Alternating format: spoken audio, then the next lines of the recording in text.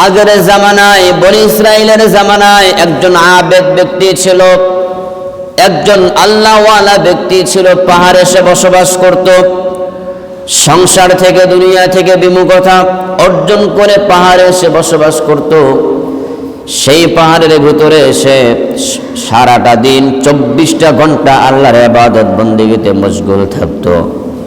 আর আল্লাহ রব্বুল আলামিন তাকে সকাল সন্ধ্যায় আল্লাহর পক্ষ থেকে তাকে 2 বেলা খাবার তাকে পাঠিয়ে দিতেন, প্রেরণ করতেন।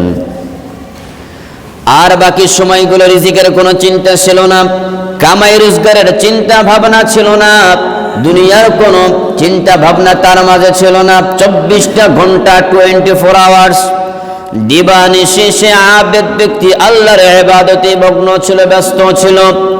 আর আল্লাহ রব্বুল আলামিন তো সকাল সন্ধ্যায় তার জন্য আল্লাহ রব্বুল আলামিন তার পক্ষ থেকে খাবারের ব্যবস্থা করতেন, পানাহারের ব্যবস্থা করতেন। আর ওই পানাহারগুলো খেয়েই সারাটা দিন সারাটা রাত আল্লাহর ইবাদত বন্দেগীতে অতিবাহিত করতেন।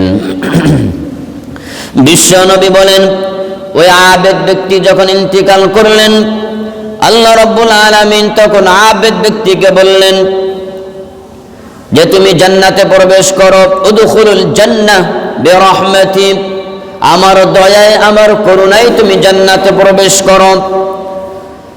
আল্লাহ রব্বুল আলামিন যখন আবেদ ব্যক্তিকে এই কথাটা বললেন, আমার দয়ায় আমার অনুগ্রহে আমার ইহসানে তোমার বরাদ্দকৃত জান্নাতে তুমি প্রবেশ করো।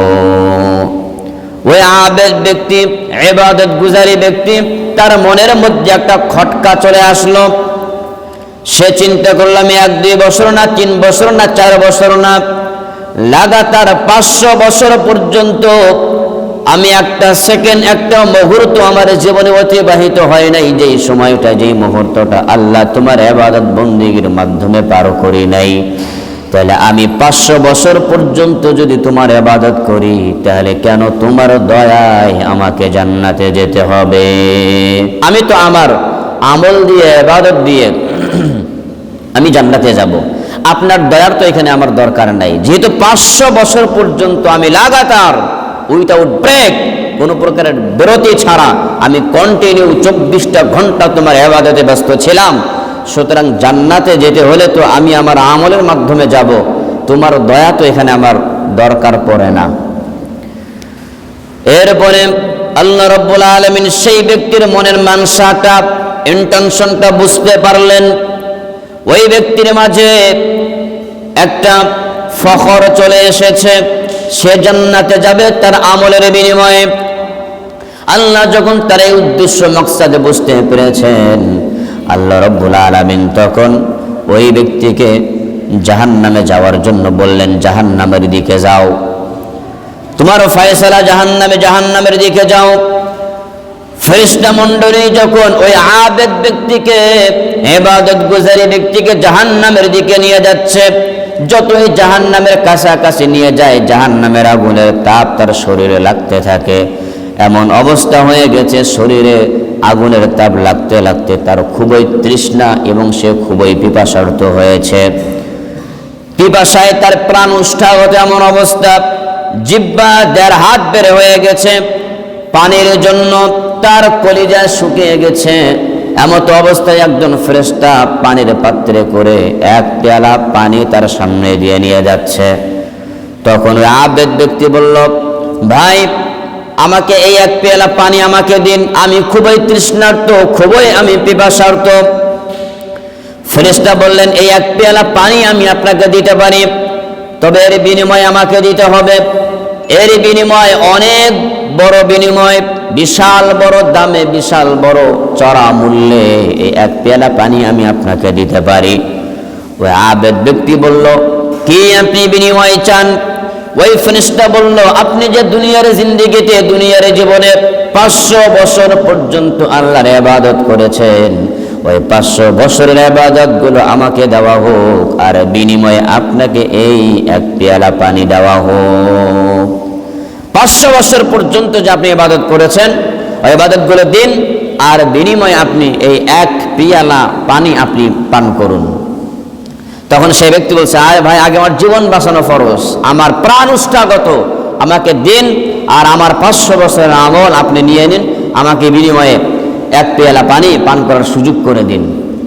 তখন সেই ফেরেশতা তাকে 1 পেয়ালা পানি দেয়, আর 500 বছরের আমল সেই ফেরেশতাকে সেই ব্যক্তিকে দেওয়া হয়। এরপরে সেই ব্যক্তি তো ইবাদত শূন্য। 500 বছর পর্যন্ত সে যে ইবাদত করেছিল, 1 পেয়ালা পানির বিনিময়ে 500 বছরের ইবাদত সব শেষ। বিনিময়ে যা কিছু আমল করেছে, 1 পেয়ালার বিনিময়ে সমস্ত আমল তার শেষ, বিনিময়ে চলে গেছে। এরপর আল্লাহকে, এখন তুমি কিসের বিনিময়ে জান্নাতে প্রবেশ করবা? আল্লাহ বলে, তুমি যে মনে মনে যে বলছিলে যে আমি তো জান্নাতে যাব আমার ইবাদতে, আমার বন্দেগীতে, তা আমার তো তোমার দয়ার প্রয়োজন নাই। আল্লাহ বলে, এখন তুমি কিসের দোহাই দিয়ে জান্নাতে প্রবেশ করবা? তখন সেই ব্যক্তি ভুল বুঝতে পেরেছে। আসলে আমরা আমাদের ইবাদত বন্দেগীর মাধ্যমে আমরা কখনোই জান্নাতে দাখিল হতে পারবো না, প্রবেশ করতে পারবো না। আল্লাহ তাআলা যদি আমাদেরকে দয়া না করে, পৃথিবীর কোনো মানুষ আল্লাহ তাআলার দয়া ছাড়া তার ইবাদতের মাধ্যমে দাখিল হতে পারবে না। এই জন্য তো বিশ্বনবী বলেন, কারিবু ওয়া সাদ্দিদু ওয়া'লামু আন্নাহু লা ইয়ানজু আহাদুম মিনকুম বিআমালিহি ইল্লা আন ইয়াতাগাম্মাদানি আল্লাহু বিরহমাতিন মিনহু ওয়া ফাদল। আল্লাহ রাসূল সাল্লাল্লাহু আলাইহি ওয়াসাল্লাম বলেন, হে আমার উম্মতেরা শুনে রাখো, তোমাদের পৃথিবীর কোন মানুষ লা ইয়ানজু, কখনোই নেভার, হারগিজ কখনোই সম্ভব না, লা ইয়ানজু আহাদুম মিনকুম বিআমালিহি, তার আমলের মাধ্যমে আল্লাহ তাআলার কাছ থেকে মুক্তি পাবে, নাজাত পাবে। কখনোই তার আমল দিয়ে আল্লাহর কাছে মুক্তি পাওয়াটা সম্ভব না। বিশ্বনবী বললেন, ইল্লা আন ইয়াতাগাম্মাদানি আল্লাহ, তবে যদি সেই ব্যক্তিকে আল্লাহ রহম করে, দয়া করে, ফজল করে, ইহসান করে, অনুগ্রহ যদি করে, ইহসান যদি করে, বিশেষ কৃপা যদি করে, আল্লাহ রাব্বুল আলামিন যদি তাকে দয়া করে, দয়ায়, আল্লাহর দয়ায় সেই ব্যক্তিটা জান্নাতে প্রবেশ করবে, তার আমলের মাধ্যমে জান্নাতে দাখিল হবে না। সাহাবায়ে কেরাম জিজ্ঞাসা করলেন, ইয়া রাসূলুল্লাহ, আপনিও কি আল্লাহর দয়া নিয়েই কি প্রবেশ করবেন, নাকি আপনার ইবাদতের মাধ্যমে প্রবেশ করবেন?